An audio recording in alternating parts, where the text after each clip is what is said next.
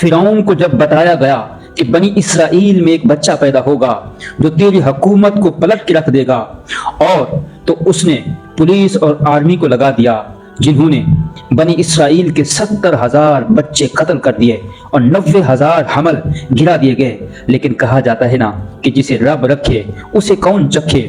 فرعون کی اتنی آرمی ہونے کے باوجود، اتنی پولیس اور فوج کے تعینات ہونے کے باوجود، اللہ نے حضرت موسیٰ علیہ السلام کو کس معجزانہ انداز کے اندر اس دنیا کے اندر پیدا فرمایا۔ کہا جاتا ہے کہ حضرت عمران جو کہ حضرت موسیٰ علیہ السلام کے والد تھے، اپنی قوم کے سردار بھی تھے، ان کی بیوی کا نام حضرت آیز تھا۔ موسیٰ علیہ السلام انہی کے فرزند ہیں۔ جب حضرت آیز موسیٰ علیہ السلام کی والدہ حاملہ ہوئی تو فرعون کی دایاں ان کے گھر میں اور سپاہی پولیس دروازے پر آنے لگے۔ جب ولادت کا وقت قریب آیا تو ایک دائی ان کے گھر میں رہنے لگی۔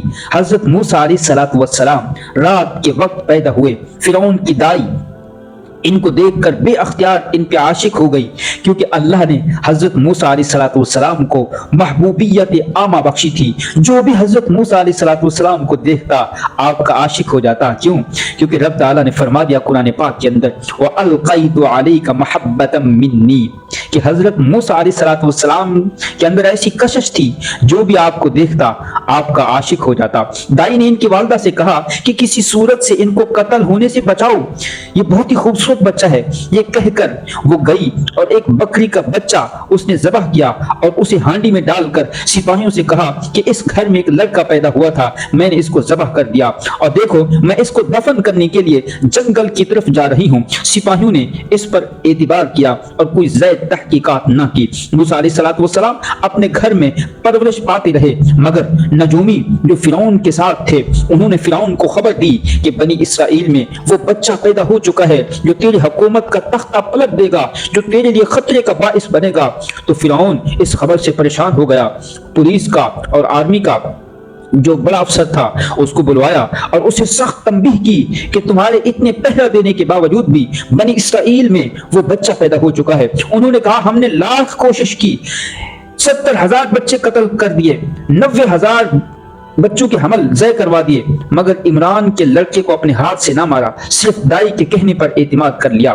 فرعون نے اس پولیس کے افسر کو کہا کہ فوراً جاؤ اور عمران کے گھر کی تلاشی لو اور بلا تعمل گھر کے اندر گھس جاؤ۔ سپاہی بے پردہ حضرت عمران کے گھر گھس آئے۔ اس وقت موسیٰ علیہ السلام اپنی بڑی بہن مریم کی گود میں تھے۔ مریم نے یہ ماجرا دیکھ کر فوراً ان کو بھڑکتے ہوئے تنور میں اجزا ڈال دیا کہ سپاہیوں کو خبر نہ ہوئی۔ مریم نے خیال کیا کہ اگر پولیس نے بچے کو دیکھ لیا تو یہ فرزند بھی اور ہم سب گھر والے قتل کر دیے جائیں گے، کیونکہ فرعون بڑا ظالم بادشاہ تھا۔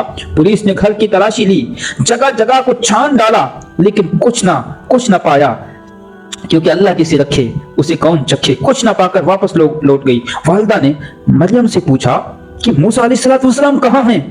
اس نے سب ماجرا کہا۔ ماں غم سے تڑپ گئی کہ تم نے تنور میں اس کو ڈال دیا، وہ بھی وہ تنور جس کے اندر آگ تھی۔ تو ماں غم سے تڑپ گئی، تنور پر جا کر دیکھا کہ آگ کے شعلے نکل رہے ہیں، مگر حضرت موسیٰ علیہ السلام امن اور امان سے ہیں۔ یہ موسیٰ علیہ السلام کا ارہاس تھا، یعنی نبوت کا دعویٰ کرنے سے پہلے معجزے کا ظہور، اس کو ارہاس کہا جاتا ہے، جیسے حضور علیہ السلام کو بچپن میں پتھروں کا سلام کرنا وغیرہ۔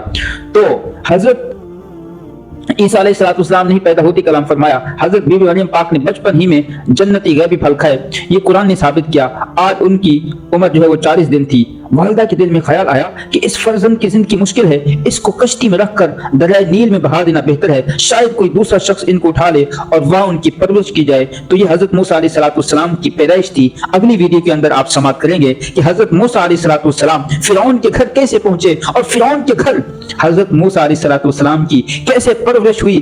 اللہ اکبر، اللہ بہت بڑا ہے۔ اللہ جسے چاہے اسے رکھے، جسے چاہے موت دے، اور جسے اللہ رکھتا ہے، جسے اللہ چاہتا ہے، دنیا کائنات مل کر بھی اس کا کچھ نہیں بگاڑ سکتی، کیونکہ اللہ ہی ہے جو سب کچھ کرنے والا ہے۔ اللہ نے حضرت موسیٰ علیہ السلام کی پرورش فرعون کے گھر میں کیسے کی، یہ آپ اگلی ویڈیو کے اندر سماعت کریں گے۔ آپ تمام سے التجا ہے کہ آپ اس چینل کو ضرور سبسکرائب کریں تاکہ آپ کو بھی اچھی اچھی کہانیاں، اسلامی کہانیاں ملتی رہیں۔ أفحسبتم أنما خلقناكم